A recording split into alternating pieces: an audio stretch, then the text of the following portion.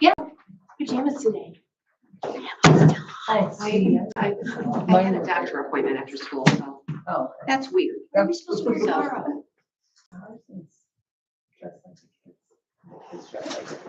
Oh, I don't think No, ours ours is is that. like, I think we have to dress like a professional.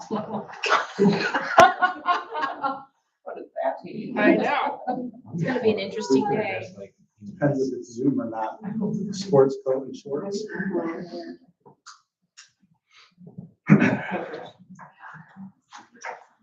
With the profession you like to have. Apparently this town now. You know, my transportation. Well, good evening. I know Charlotte, you're having a lot of fun there with school resource officer, but I'd like to call this meeting to order, the work session for September the 26th, 2025. Could we all rise? For the pledge of allegiance, in a moment of silence. I pledge allegiance To the flag of the United States of America and to the republic for which it stands, one nation under God, indivisible, with liberty and justice for all.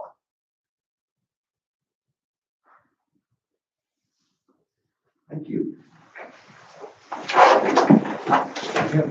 Anybody sign up for no public input? We have two opportunities for public input this evening. One for agenda items and the other one for a hearing on teacher compensation and collective bargaining. Since we have no one to speak from the public, we will go to discussion items, and the first discussion item is 3A, policy 5101. Again, this is a work session. There won't be any votes taken this evening. We're working on. Mr. McFerrin, yes, all due respect, we still need to at least read the content in regards to our public hearing. We would be glad to do that. So I will be more than happy to help out with that. If you would like to read it, You betcha. you have your speaker's voice ready to go. Yes. So one of the things that we have to do is hold a public hearing on in regards to bargaining before we can have a formal bargaining session with our teachers. So the public hearing is being held pursuant to Indiana Code 20-29-6-1B. Prior to the beginning of any formal bargaining of the teachers' collective bargaining agreement by the board and the teachers' exclusive representative, the East Porter County School Corporation Federation of Teachers.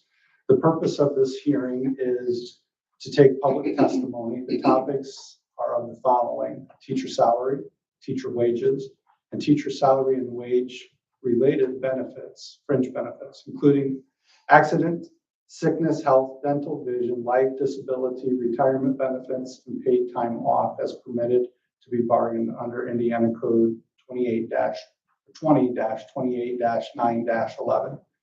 This is not a question and answer, but just an opportunity for the public to provide their input. And as stated earlier, nobody has interest, but we just want to make sure that we are giving that public hearing content. Opportunity for public to speak, should they have attended. Okay, well, thank you very much for that information. And now we can move to discussion item 3A, policy 5101. So as we were going through, something had come up a couple of weeks ago that has questions in regards to online classes. So as we were reviewing our policy, it was noted going through that we do need to take a look at this for a couple different reasons. Number one, the board approved earlier this summer to move from Odysseyware to Edmentum. And the current policy talks about utilizing Odysseyware. What I'm going to propose is that we use the district approved vendor. That way it's not going to be vendor specific, and whatever the board chooses to be that vendor, we can go there. But at this time too, I want to take the opportunity to talk a little bit and get board input in regards to our online as it has to do with summer school. Currently, summer school is utilized for At the high school level, it is through the Indiana Online Academy, which is an online course. We do it with the service center, and they do have online teachers that are assigned with those particular courses. In the past, the district has picked up and footed the bill for the online summer school. However, as many things with the state is not funding it to the degree that they have funded it in the past. So over the past few years, the district has had to pick up more and more of that cost. For example, in 22-23, there was an estimated cost of $26,185. The district picked up $9,102 of those dollars. In 23-24, it was $16,000. So we had a total of $18,241 for the whole summer school. But of that, the district had to take up $8,100. This year, our online portion is going to be $22,710. And with what we are hearing from the state and what we are experiencing, for example, we got our formative assessment grant award today, which is half of what they told us we were going to get.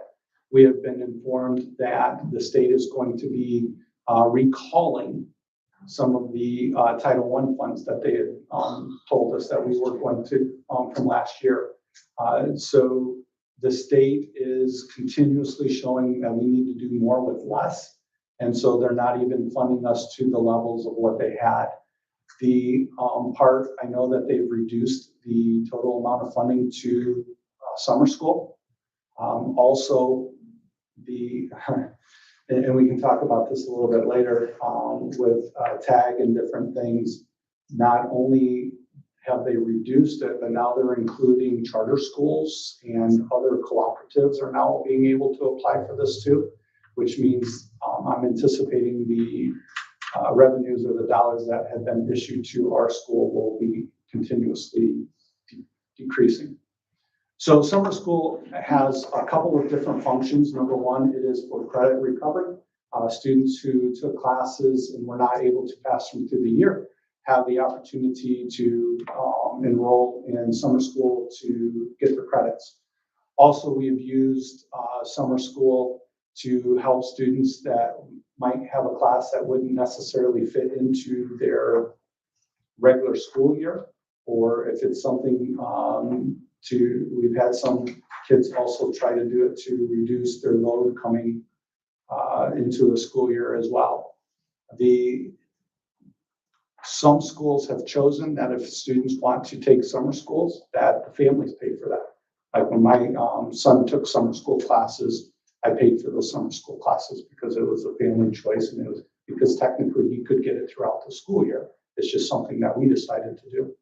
And so as we go through and look at that, and as we continue to see the funds and the reimbursements of summer school continue to decline, really one of the things that I would like to have a conversation with the board is, would the board be opposed if a parent chooses to send their kid to summer school? The parent would then foot the online bill. It's about $265 a class. Is that my memory right? The last time we saw a price, yeah. The last price was $265 a class. Did you say earlier, Dr. Case, that the state has given money and then is asking some districts to return? They want to recover that. And for some of the title funds, yes. So they give it and they take it away. Yes, sir. Okay. I have a question. When we're talking about students that may need to be retaking classes, is there anything taken into account, like if a student has an IEP or anything like that? Like, does the state help with, let's say that they did not pass second semester algebra, for example, and then they need that to graduate? Would that make any difference in The state does not look They at don't that look stuff. at any of those things. What No, about, when it We comes do the try summer. to provide their IEP Correct. accommodations Okay, Indiana Academy in particular has a Sure. department that does special ed that works with their students. And then if they're working in-house, we can try to help as well. So they have the same accommodations as they would have throughout the year, but it does not have anything to do with the funding. financial. So what about any, students that qualify for free and reduced lunch? Is there anything there that we could apply for in those There- in those specific situations? Again, there is nothing that comes from the state in terms of summer school, because summer school is not required or mandated. Right, but I'm actually just specifically talking about like the students that need it to graduate. This isn't like they're working ahead or anything like that. This is like, in order for them to obtain their core 40 diploma, they would have that, let's just say it's in order to graduate, we have those, every year we have a couple of students that are right on that edge where they just need to take that in summer school. Has anything? This- anything I like am not aware of anything the state does to help with that, other than there is a program to help students who are real close to certification that they will do, but it has nothing to do with graduation as opposed to that certification. There are some students that we have that do some online credit recovery during the school year to help that. And we also utilize Edmentum to help them with that, but it's not done. The state doesn't help with anything along those lines, especially in summer school. They're not denying like what we're sending in, it's just underfunded, so. Well, that's what I was just wondering if there's any little, To us.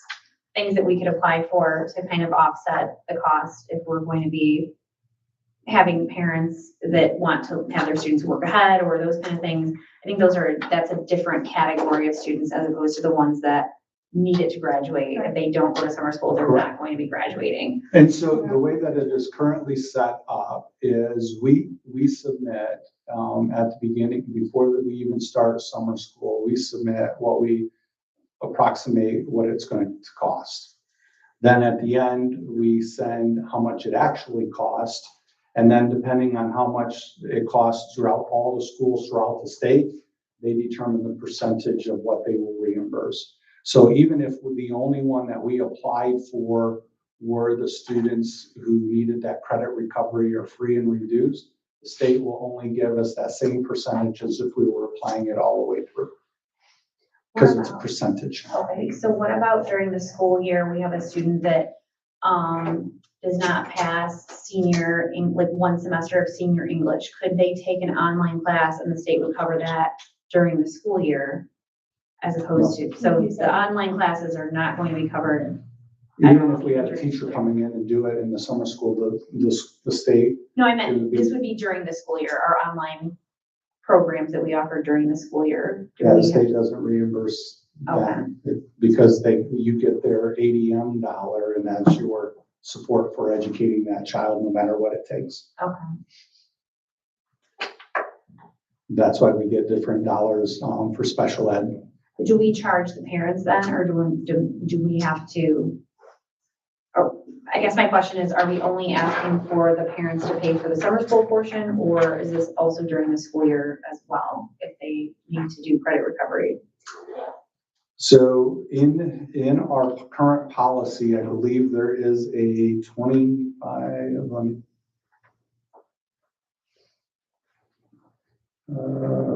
Is it a $50 fee that's refunded? 35. Summer school is $50, yes, but there is a $35 fee for the Edmentum course. However, the other part that we have to look at that now that we're having this conversation is, I don't know as if, being that it's a curriculum thing, I don't know as if we can charge that fee anymore. That's what I was, because they just changed that about what, 2 two yeah. years ago? Yep. And so, and looking at that, depending on whether it is in addition to because we also have some students who are taking a class that they just can't fit in or we don't offer. And so the state has given us the ability to charge some fees back again after this last legislative session. However, it's still kind of murky, so we have not asked the board to approve any of these fees. But moving forward, and especially after I present some things to you all tonight, we might need to be looking at what some of those fees are because the funding is drying up very quickly. Big challenge. Yes. The only other thing I see on that might need to be changed on here is that it refers to the current diploma types up in And the that's why it's highlighted. descriptions. No, it's actually up again in the circumstances for enrollment number 2. So we may just want to add readiness seals to that as well. Mhm. Just to make sure that anything beyond the base diploma for the new ones. So tonight is just to get your input on what you would like to see in there, and then we will be presenting the actual policy for you at first reading at our next school board meeting. So I know we need to address the core 40. I know we need to look at the $35. The biggest question that I have for the board tonight and direction as I craft this is there currently states there is no cost to students enroll in summer school classes. Is that the desire of the board to maintain that? Or if we are we going to have the school or the parents pay for their summer school classes? I don't think we have much of a choice but this. Say that parents would have to pay, and if we're not getting reimbursed, unless we find a benefactor, how would we pay for it? That's where we're at right now is we've been eating those costs because we're still gonna have summer school costs simply because of the IRE remediation if we don't have students that pass, because we are mandated to have that summer school, which gives the students an opportunity for another chance to take that, and that'll be for our 2nd and 3rd grade students. But even there, and I haven't heard anything from the state, it used to be you had to have a minimum of 15 students in order to apply for reimbursement. We don't have 15 students, A, that haven't passed, and B, we've had a very difficult time trying to get either other students to make it to that 15 point. Even inviting 2nd graders. Correct. When you say 15, that's total district. So Where's the when we are doing our summer school, it's a combined summer school where we take the elementary or the 2nd and 3rd graders from all 3 campuses. Right. Yes, we haven't been able to get 15 students.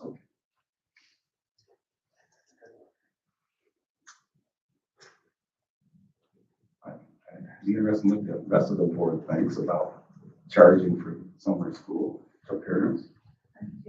I think we're forced to. So we'll put that in there. I think that as far as,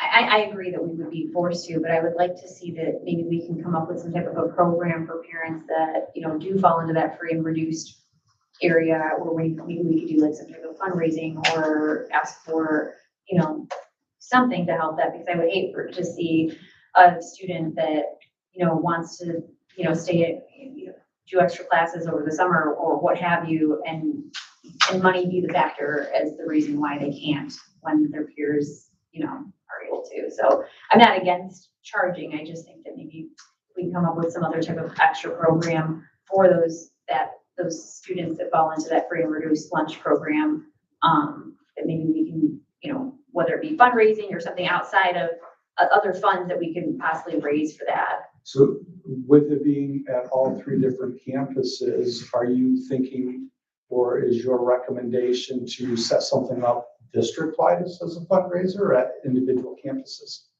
I don't know. I think it can probably go either way. It's just, for me to, it's just learning about this information tonight. So it's just I would just like to kind of have time to at least think about that, maybe talk with the other board members and come up with maybe some type of ideas. Because I know, for example, like, our PTOs are pretty good at fundraising for things. We've got all these different like fundraisers for Christmas time and, what have you. So it would be nice to just to ensure that those students who want to take courses that, you know, maybe perhaps couldn't have fit during the school year or what have you, that the financial reason or burden wouldn't be the reason why they wouldn't. And I don't think that we would have a ton that would be abusing that. And, you know, if we already have the data that they've qualified for free and reduced lunch, and we know that they fit into this area of like this, you know, their socioeconomic status, they could, you know, that could be burdensome to them. So I just don't want those students to miss out, if there's the need there and there's the desire there. We have what would be the numbers? I have no idea. We have no idea what the number of students have done for remediation. So there's no, Or you're talking about, like how many students took it for credit recovery, and that's not something that we've ever we can't asked. project.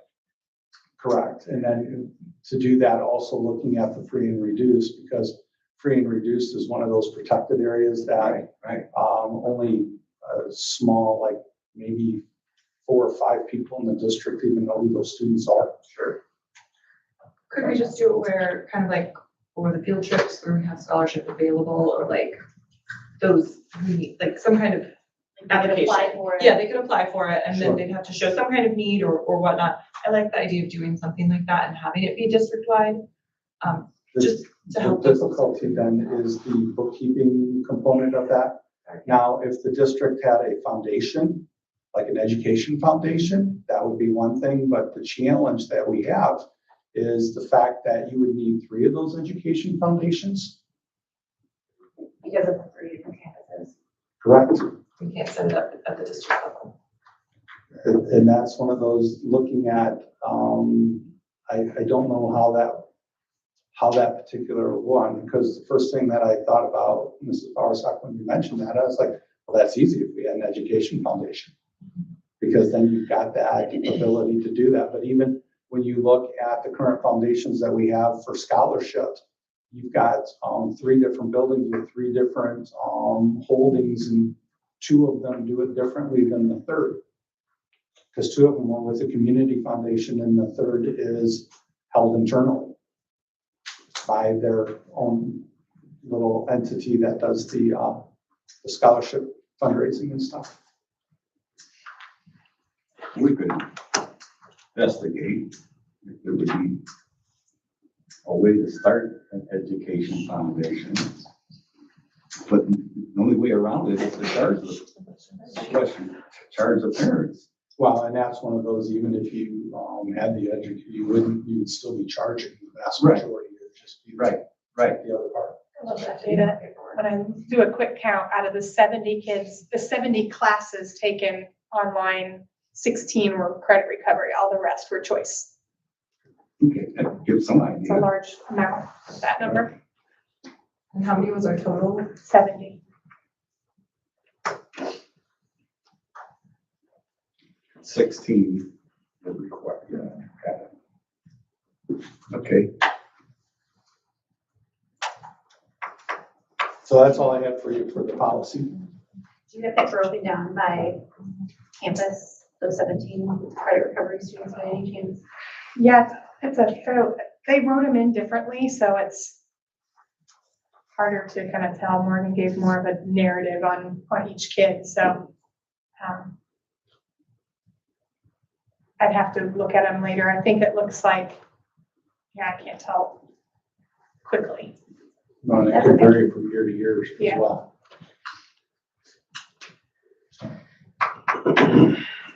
So with us this evening, you'll notice that we have Mrs. Sakula, who is here representing our administrators. So they have been working with Officer Knapp and some of our SROs to talk a little bit about vaping and educating in regards to vaping. So if you recall, we have a diversion program, and you know what? I'm just gonna give it 30,000 views. And they are here simply because they deal with it on the daily. And so currently the way that it's set up is if a student gets caught with a vape, they get a ticket and a suspension. Obviously, being in the world of education, one of our goals is to educate people of why it would be better not to vape as opposed to just giving them something punitive. So the proposal that is in front of you, instead of giving them, is it a $160 ticket? Roughly 160. So first offense, still have the discipline, but then have them pay for, is it $25? It is, I checked it today, it's a vape educate fee of $25. It would be a 7-module class that they would take online during a 3-day in-school suspension. If they choose to take that, then at the end of the day, would have 3 school days to complete this course, which is only about 6 hours. So 3 school days is more than enough to do it, along with whatever homework they would choose. And then we would not write the citation on the first offense. However, if you're a repeat offender and you've already done vape educate, then you would automatically receive the citation. Yeah, and if I could add to that, we've had some situations in the past where, since the policy was to give them a ticket, their first offense, whereas a lot of the time, you know, the socioeconomic status that you're talking about, oftentimes you're dealing with stressful situations at home, you know, a lot of it's modeling or seeing that that's how their parents might deal with stress. And so when we end up getting those students, it's a lot of like, I can't afford that. I cannot pay for that. I don't know what I'm going to do. This is going to make my situation even worse. And so if we're trying to figure out a way to support and help and educate, you know, adding a compounded stressor then to that situation isn't necessarily helping. Are there consequences for actions? 100%. Do we want that in our schools? No, we do not. But having an in-school suspension where we have students with IEPs and need support, that they can get that support while they're completing that course if they chose to do that, instead of putting them out of school where now they're falling further behind and adding again to those stressors. And to stress, when we're talking vaping, we're talking strictly nicotine vape. If it's a THC vape, that's handled a totally different way. That's bringing drugs into our school, and it will be dealt with legal recourse upon. If you have questions on vape educate, I did write down some of the topics that they covered.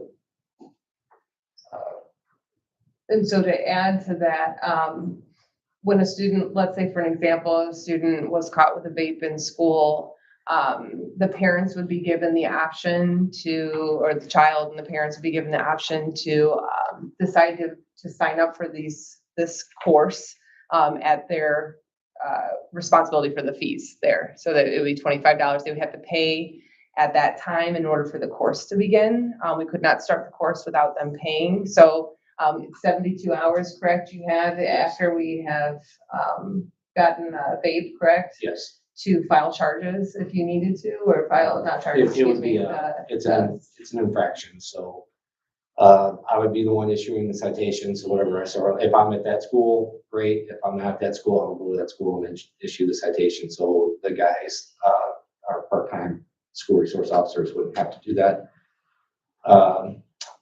During the 7 modules, they're right at the end of every module, there is a test. And there's 80% passing to progress to the next module. Modules include just vaping in general, the health risk, the addiction aspect of it, THC vaping, and how they market vaping towards youth to target them to get them addicted to their product. There were some other things there, but those are some of the ones that, you know, stood out. So Is it an online course? it is. Yes. Okay. And they take it in school? Yes. Yes. We've used it for the last year, but not as often. So it's been here or there depending on situations because we have to pay for it. So this gives more options for students because we can open it up. And it's $25 a seat, so we're just having them reimburse the cost that we're currently paying for. What are our total number of vaping offenses in a semester? And it varies. Sometimes we have a lot, like 6 to 7. And I've had years where maybe between 3 schools, we may only have 1 or 2. It seems to come in peaks. I will say Washington Township, Principal Fields invested in, has 6 what they call halo detection devices in the bathrooms up there. So only 2 bathrooms out of his 8 are covered. Our other 2 schools, Unfortunately, only have 2 per school. I would like more, but they are costly devices and I understand that. So, you know, we work with what we have and we try to move them as often as possible. And we rely on, you know, students that, you know, like, hey, I saw so-and-so doing this. Thank you very much. Your information is confidential and we'll progress from there. So, you know, those are how we catch the bulk of ours is through halo detection. Where does the money from the vaping ticket, the $160 go? Where does that go once you guys collect that? Well, we don't collect it, the courts do. The That's courts their, do? Okay. their fines and court costs. And So that's so, on their record. yes, Oh. but it's only an infraction. So it's not like you got arrested for a misdemeanor or a felony. It's only an infraction. So it doesn't really prevent you from doing anything in life other than, it's the equivalent of receiving a speeding ticket. Unless they're repeating. Definitely. It could progress, but, and the bulk of the time is that sometimes students have a job and the parents make them pay the fine, but a lot of times the parents do have to pick up that bill. I'd like to add that we also pair our social worker with this program because it's an online program, but it is a lot of content that might bring upon emotions or feelings or thoughts or questions. So our social worker does work with those students that are in the Vape Educate program as well. Is the Vape Educate course appropriate for high school and middle school? Do we have to Yes. use it for middle school sometimes too? I feel it's very appropriate for both. If you're vaping in middle school, like I think eighth grade is the youngest grade that we've caught a vapor at. And we really don't see it around 6th and 7th grade.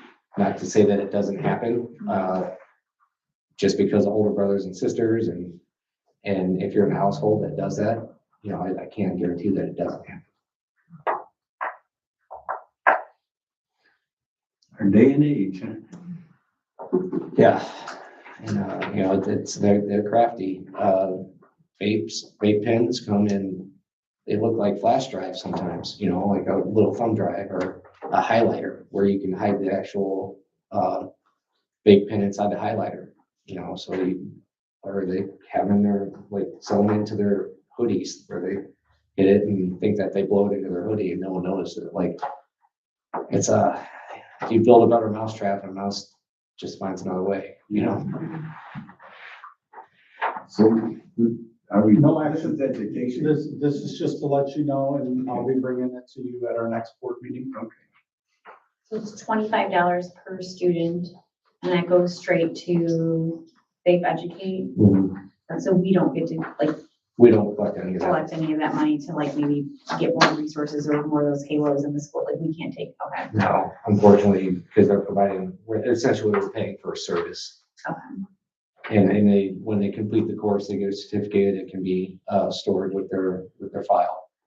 And so that way we'll have proof that either they've completed it, haven't completed it, or, you know, hopefully there's no round 2. I have discussed with kids that have done this, and they said it is beneficial, and they learn things there that they didn't know.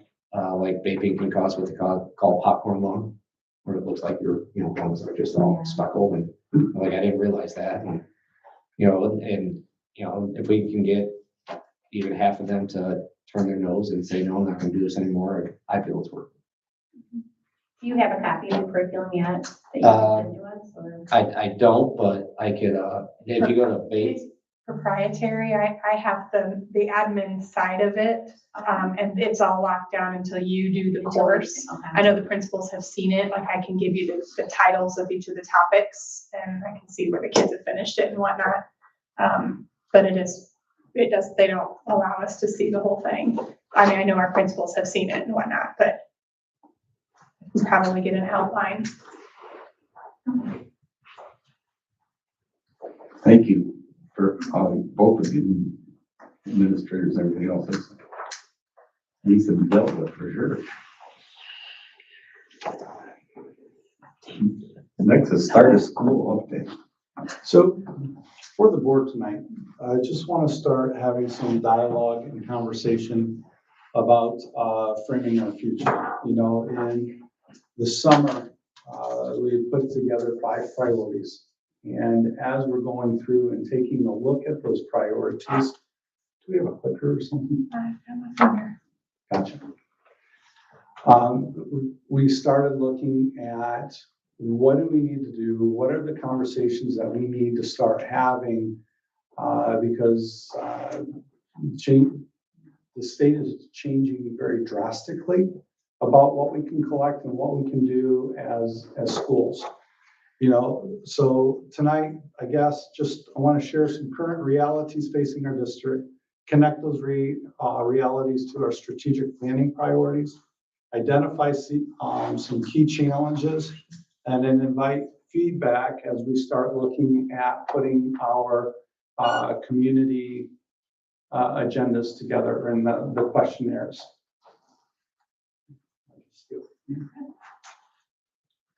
So in order to get to where we want to go, first you have to figure out where you're at.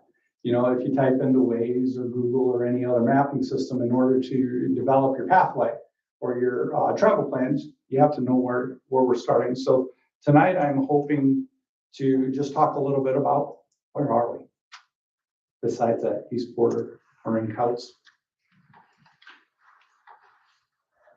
This is alarming. This is our current data trend. And so back in 13 and 14, we were at 2485. Our height was in 17 and 18. But over the past few years, you see a continued decline in our enrollment. We've talked about the fact that there's been some decline in birth rates and different things that have taken place. And we've got the brain drain taking place. And this is not unique to East Porter. We're seeing it across the state, but nonetheless, it creates some serious concerns, especially knowing that we are, our funding is based on the number of individual or kids that we have. That's what funds our educational fund. And so when we look at that and we look at our overall, you'll see that we're seeing a decline in all of them. The funny part is, and I'll show you in a little bit of later slide. We have one school, the middle school, high school at Morgan Township, that's actually gone up a little bit, but everybody else's enrollment has declined. And when we attended the School Board Association and the superintendents, talking to different, all of them are facing decline except the Indianapolis area schools. Correct. But everyone else is seeing some pretty significant declines. And if you talk to some of the locals, even like Lake County, you're seeing a little bit of influx because they've got a bunch of people moving in from Illinois. And they're correct. But the state as a whole is basically seeing the declining enrollment. And I'm not going to spend a lot of time over this because I know Kim has spent the last few board meetings getting the board ready for budget and try to do that. But I just want to just a quick reminder, education fund is basically state tuition. There are some things in there that they do, but it comes from the state. Our operations fund, property revenues, property tax. There's some license excise, some county vehicle and financial institution tax. And then the other part, and just as a quick reminder, our operation, the current levy generates about $5.3 million for us. Our budget's over $7 million. So that additional money has to come from someplace, and that's where that transfer from the education fund takes place. And then obviously the debt service fund and that. So the reason I bring that up is let's go back to our strategic plan and our 5 goals. One of them is to increase rigor, to find balance, and to do more for our kids in that particular part. But so I wanted to give a little bit also, where are we at? So what we have here, these are the AP classes that we are taking. The part, as we look at these enrolled, especially if you look at like the number of classes, something that I want you to take note of, we have 25 kids, but that's split between 2 particular classes. Because one of the things we're going to talk about later is let's talk a little bit about efficiencies. See, one of our biggest strengths, but also a challenge that we have, is we triplicate efforts 3 times. And as money continues to get tighter and tighter, and the board has challenged us to find more efficiencies, that's something that we want to talk about. Because the other thing that we're looking at in our first goal was, when we initially talked, we were looking at increasing the number of AP and dual credits. But then after conversation, how do we do that with the limited classes or the teachers that we have? So it's been adjusted to try to increase the number of students in the AP and dual credits. So go ahead. And so here's some of the dual credits that we offer. Again, you'll see that we've got multiple sections. And so as we're looking at that, even though some of these, like here, we've got 2, and it's currently got 34. It's not 34 in one Would it class. be possible to Divide. send? You will get Okay, this okay. entire, Yeah, it's really hard to see I that from can't see. here. sure. I just got new glasses and I can't see. Well, and I wish I could blow it up. I know. But no, you will have a PDF of this. Okay. As a matter of fact, I'm gonna put a PDF of it and make it public so that everybody can have a copy of it. Great. So go ahead and flip, please. So this one's gonna be really hard to see, and that's why they're blue. So these are our master schedules and our classes, or our coursework that we're offering in our individual buildings. Every one of those blue one is where we have less than 10 kids in that class. And this is at the high school level. And so, you know, I have heard concerns about our class sizes, especially at the elementary. And so something that we really need to talk about, and how do we create these efficiencies? And as we're going through and start looking at, if we are receiving $7,000 per child, and we're triplicating our efforts and our class sizes, again, the blue are the ones that we have, and you will get a hard copy of this so you can see what class it is exactly. But as we're talking about AP and dual credit in some of our classes, how do we sustain such small numbers when we don't have the students to support it? So the question then is there a way that we can take advantage of being a middle-sized district and keep the 3 small schools? How do we do that more efficiently? Because when we get to later, I'm going to share some very disturbing news when it's talking about revenue forecasts. So this is, again, just saying, this is where we're at. If we look at, I went through and I made some, this is what our current numbers were as of 2 weeks ago when I put the data together. We're averaging, we have 1 class that is over our target side at Morgan Township. And yes, we did bring in an additional aid to help leverage that out. At Washington and Couts, Washington, we don't have any of those classes. At Couts, we have 1 down here in 5th grade. We have not found an effective way to have half a kid in the class yet. So one class has 26 and the other one has 25. But as we go through, and again, we have an aid to help with that. So the question that I have is, what's more important, small class size or small schools? Because let's face it, if class size is the most important, it is easier to manage and maintain small class sizes the more students you have in that particular grade level, because you can distribute them more evenly. When it's in small confined areas, it's harder to do that simply because you don't have the capabilities to spread that out. So then the other part is, you know, again, sometimes our greatest strength is also a weakness for us. The fact that we have 3 small schools is a strength. It also creates other challenges. So the question that you all have to look at is, are we more interested in the strengths, or are we more interested in being able to sustain and to move forward? So what I am not offering you today are answers. I'm just asking questions, because that's my job. Because here's the financial pressures. Again, just telling you where we're at. With that declining enrollment comes declining funding. When we get to, go ahead and hit the next one. Because here's where our current enrollment is, and this is just over the last 3 years. Focusing, I can see it. Yeah, this is bigger. Yes. Okay? We are down 100, what is it, 120? Not quite 130. I know you keep saying 130, but it's more like 125 or This is one. our latest estimate This is today. It's correct. still a moving target at this point, but So when you calculate that out at $7,000 a kid, you're talking almost $850,000 short this year compared to last year. So- remember, this slide will look, this is everybody that's included in our ADM for the slide.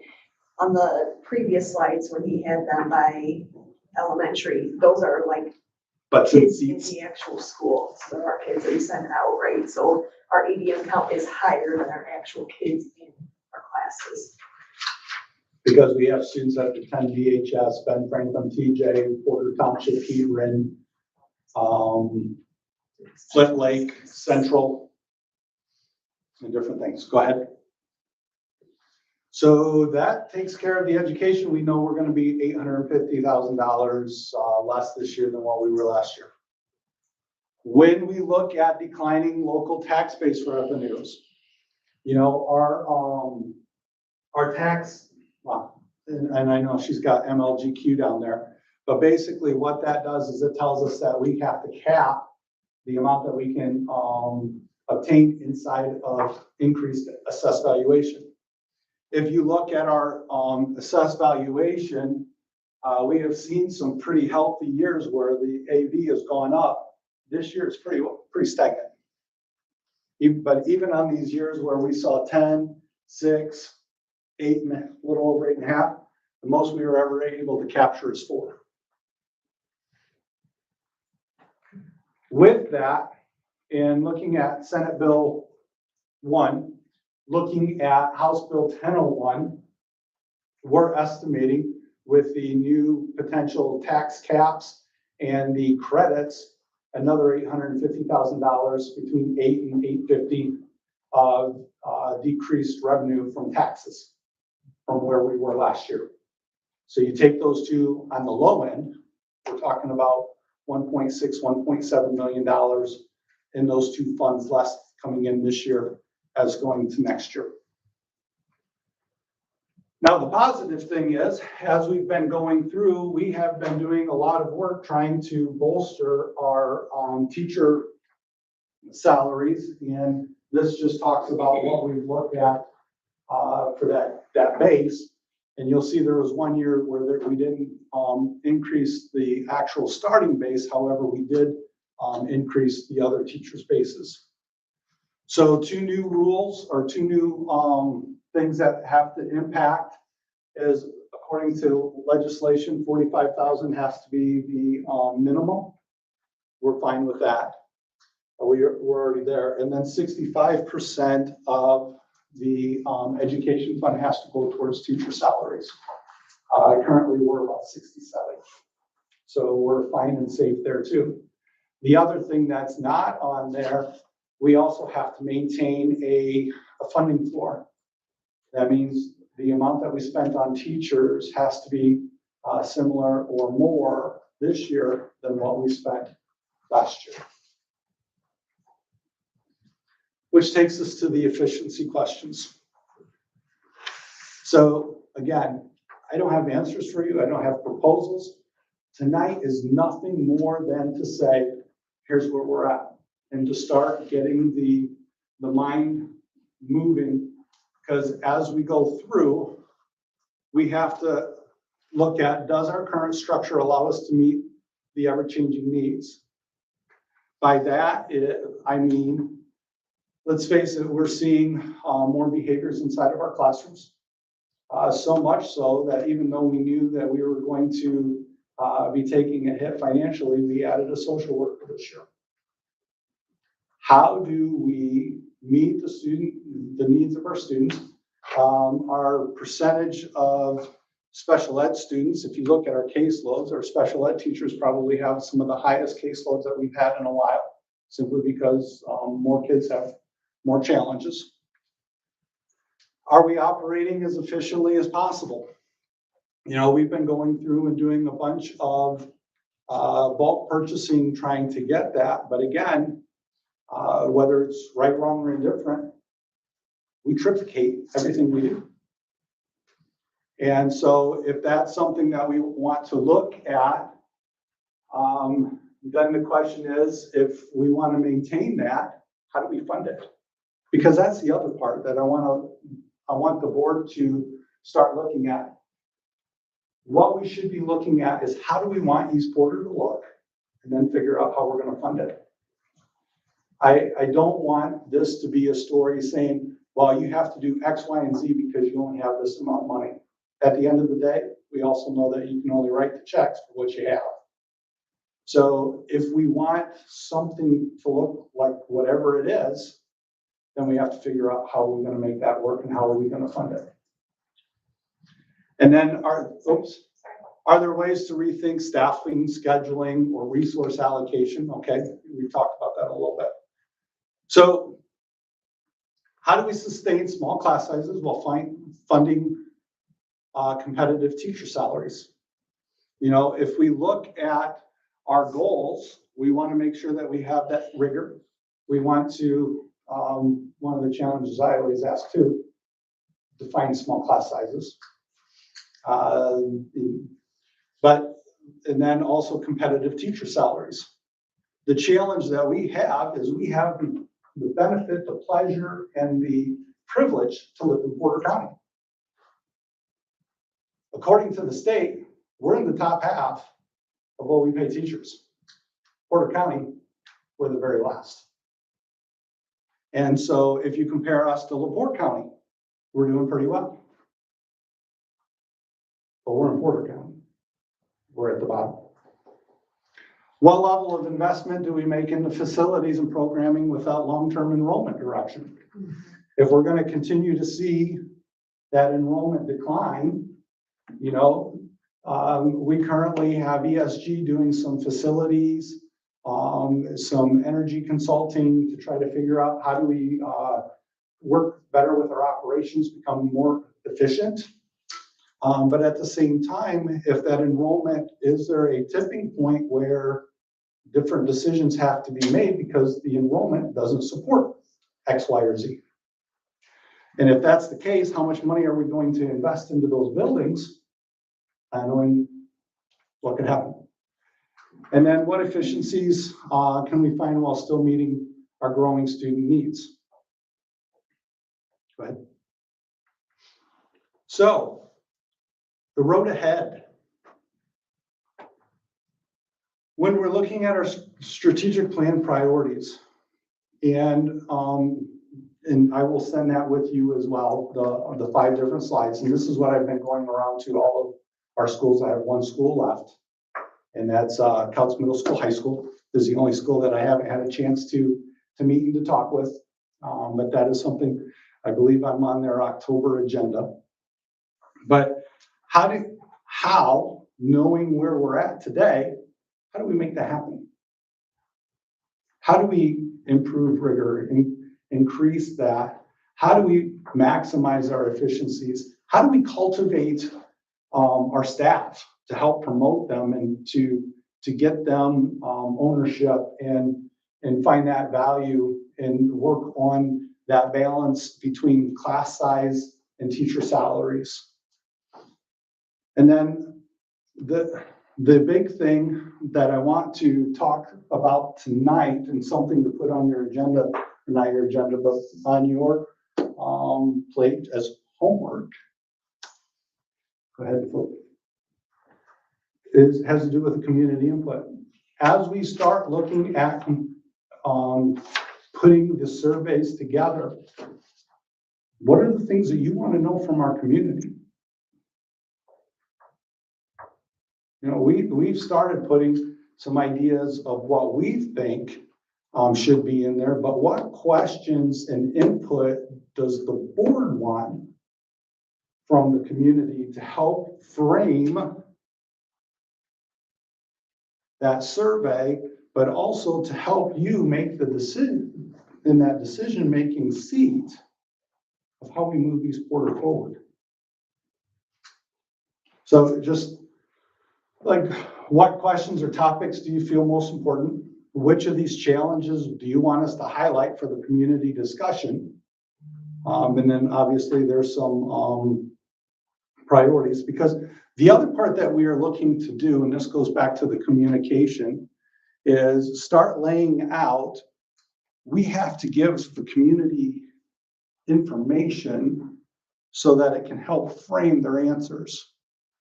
Because if they do not know X, Y, and Z, how can they tell us where they want us to go? You know, for example, it's easy for some people to look at where we're at and say, why can't we just continue to do what we're doing? Well, they don't understand how most people don't understand how school funding works. And that, you know, you think class size is good, but eventually there's a point where you just can't afford to have certain class sizes because you're not generating enough revenue to run that class because you don't have enough kids in there. And so that's something that we are looking at putting some, I think we got 5 different topics. We Or do is there our 10? 5-week series, yes. Yeah, so we're in that process of doing some things. When you say survey, are we doing a couple things? Are we gonna have like community listening type of, will we go and listen to the community, ask questions? So just a survey? I mean, sure, there's a lot of different ideas, I'm sure. Sure. So one of the things that I am looking still to do this year is to have at least a town hall at all 3 campuses, just to share some information similar to this, but it'll be different because we've been having the conversation about the budget in there. And so we need to go through and have a deeper dialogue. So last week I had the opportunity to sit and have a conversation with Morgan Township Middle School, High School. And one of the teachers asked me, said, why don't we go out for referendum? And if we did go out for referendum, what would that look like? And what would that impact my personal taxes? What would be the rate and how would that impact me? Well, one of the questions that I have before we even discuss what referendum is, I need to know what the district's supposed to look like. Because I need to know how much to ask for. So what I was initially thinking when we had conversations about this a little over a year ago about that is not going to even be close to cover what we need with the impact of Senate Bill 1 and House Bill 1001. It would almost be 1.5 to 2 times that. So you're gonna do the town halls first to give the information out and then ask the surveys after that? Actually, there will be we are having conversation about maybe putting some video clips out that would be like 2 to 3 minute segments. The other challenge that we have is if the board wants to go for referendum, we need to have some conversation sooner than later. It's not an overnight thing. It is not an overnight thing, but at the same time, even to go in November of 26, there are some things that need to be taking place right now. Right. Well, and I think that, I know, I'm not sure how much the other board members have received this information from the constituents, but a lot of them, what I have heard over and over again is that, you know, there was a lack of transparency before, which I know that we've gotten better with that this year. But some of it was just that they don't trust what we're doing with the tax dollars now, so why would they give us more? Sure. So, you know, like, for example, this is just off the top of my head, but like painting lockers that were red, painting them black. I know that was a pretty hot topic that continues to get brought up throughout the community. Why would we do that? And then, just other purchases that they've seen. And I feel like, when we're looking at something as big as a referendum, we need all 3 townships to be in agreement with, with that, because that would be something that we voted on. Just that transparency piece and just ensuring that, perhaps we're not looking at cosmetic upgrades, because if we're gonna be going into consolidation, which, that's another hot topic. I'm not sure if it would matter what color the lockers are if we're not gonna be able to use that school. It's just. And that's why I put that in, but you can tell your constituents, one thing that we can ease their mind on, we will not be consolidated because we're already consolidated. Now, it might be a restructure. Well, but that's semantics. Well, but it is, but it's not. And that's one of those things, because as a district, East Porter's already consolidated. Not quite the way that it may look in the future, though. Well, that's The way something- that you kind of described here. And that's what It's what the board the discussion. board gets to, decide and to move forward. But I don't disagree with you. That we really need to ensure that every single dollar that we're spending, even if it's coming from a certain bond or it can be used for one thing or another, really needs to be, we really, really need to be more cognizant of, unnecessary cosmetic updates when we're looking at perhaps restructuring, as you said, because that does not look like to the community if we're spending, a lot of money on cosmetic updates when we're not even sure what those schools are going to be used for in the future, or where kids are going to be placed in different buildings. Yes, I agree. That's why it was on. That's where we in did that. think about and gave us some questions to ask. And put together the questions that we think we still need the community input. Correct. And then are you gonna also invite the whole community, not just, how are you gonna get the word out to the whole community to come? I don't know that part yet. I just know right now I'm looking at doing one at each of the 3 different campuses. I don't know how we're gonna communicate that out yet. I like the idea of the videos to start sharing some of the information and help educate. I didn't know how our schools were funded before I joined the board. I took the East Porter cohort class, right, where I learned quite a bit. And it was eye-opening coming from corporate America. It's not great, guys. It's not great. So I think the more we can educate and show how many times we're audited and how every single dollar is accounted for and how Kim has hundreds of codes memorized at this point because she has to account for all of that and keep them in the right funds and the right bonds. I think that's important to show and to share. I really like the idea of the community listening tours.